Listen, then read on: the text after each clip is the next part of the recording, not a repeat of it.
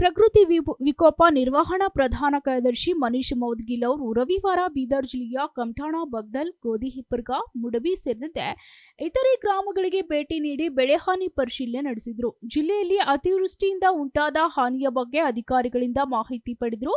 ಇಂದು ನಡೆಯುವ ಮುಖ್ಯಮಂತ್ರಿಗಳ ಜೊತೆಗಿನ ವಿಡಿಯೋ ಸಂವಾದದಲ್ಲಿ ಅತಿವೃಷ್ಟಿಯಿಂದ ಆದಂತಹ ಹಾನಿಯ ಬಗ್ಗೆ ಸಂಪೂರ್ಣ ಮಾಹಿತಿ ನೀಡುವುದಾಗಿ ತಿಳಿಸಿದ್ದಾರೆ.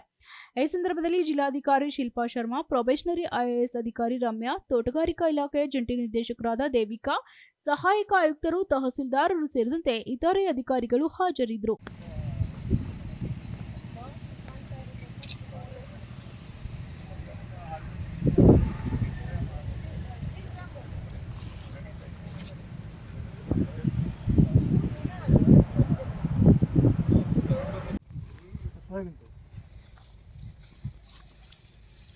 So it is a green gum, it is already harvested.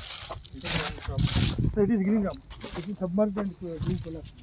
It is harvested by the farming company. But the quality almost more than 90% is the Bureau Report, SSV News, Bidar.